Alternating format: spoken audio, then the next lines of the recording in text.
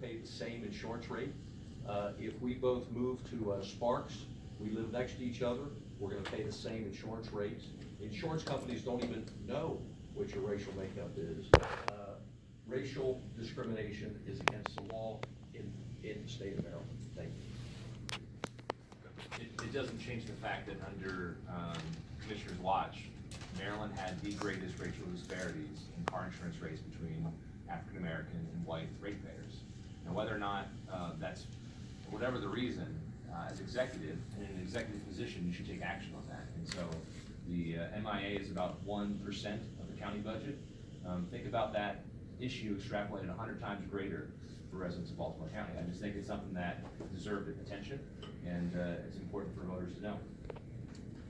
Dylan, I had an opportunity to watch a press conference happen on the same day both of you had endorsements. And during the endorsements, one was supported by a particular union, the other was supported by another union. And representation of the unions was separate by the predominance of one Caucasian versus African American. But at the end of both, you both took the opportunity to say that this is about the situation. I'll accept the endorsement, but I'm committed to a county for which all will be welcome and encouraged. And the same was done when you had the African American endorsement for the unions. I asked that because during my 23 years in Annapolis, there was times when I was troubled by the county of Baltimore County in terms of how they were dealing with the race question. What is the status in 2018 of race relations in the county?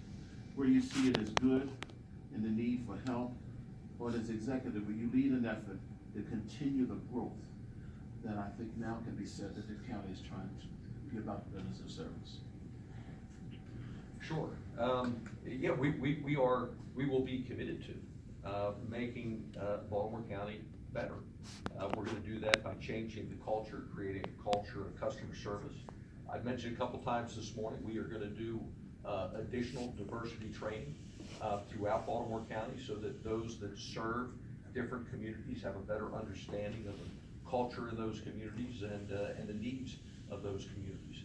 But there's even a bigger problem in Baltimore County, and that's the relationship between employee and employer, regardless of race. If you look at Baltimore County, we have a record of Baltimore County police officers having to sue the government on a regular basis. The county loses, then they appeal. They go to the appeal, we lose again. We appeal it, we lose again. There is a caustic relationship in Baltimore County. It's run through cronyism, fear, intimidation, and retribution. The Redmer administration will change that on day one. Thank you. I think you mentioned earlier the Blue Guardians, which represents the minority officers of Baltimore County. Yep, I'm proud to be endorsed by them, along with the teachers, the local employees of Baltimore County, the Maryland League of Conservation Voters, nearly 100 different labor organizations that represent the diversity of working men and women across our county and state. But the real issues in Baltimore County are absolutely, we have to do more to build on some of the progress we realized, but we have to also acknowledge that we have further to go. And that means not just appointing a diverse leadership team, but also implementing the recruitment strategies so that our workforce reflects the diversity of our county, so that we take on head-on challenges like MBE requirements in Baltimore County, that we tackle housing discrimination, which exists here. It doesn't exist in Montgomery County and Howard County, actually two of the most affluent jurisdictions in the state. There was a study about bridging the divide in the Baltimore Sun that talks about school disparities. We need to invest more in our PAL centers. We need to create a summer youth works program. There's work to be done, and we'll get to it under an Olszewski administration. Gentlemen, perhaps you don't have to give us a short response to this.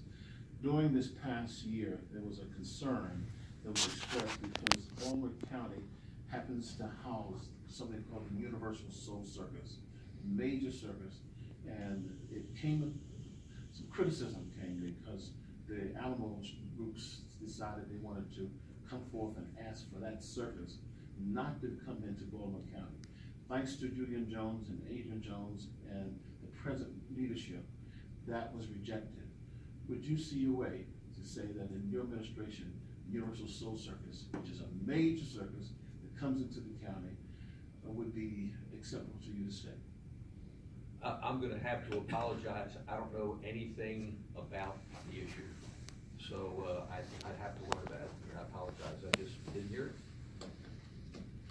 So I know there was a piece of legislation that was put in, I believe by one of the council members, that, you know, Chairman Jones and other local leadership, took the time to educate, that council member, the rest of the council, about the importance of the circus, not just to Baltimore County, but to, the residents who attended. Actually had a chance to be campaigning, outside of the circus, during early voting. And so, got a firsthand experience of just how excited people were to go there. So, I would be absolutely committed, as Baltimore County Executive, to ensure that the Universal, Circus, were to continue here in Baltimore County. Senator, I will tell you that we had a fundraiser rodeo last week, if that helps. So, the animal folks will get you one. Yeah, right. Gentlemen, we're going to be pausing so that you might be able to give your closing statement, but here's my last question before you do that. Please give us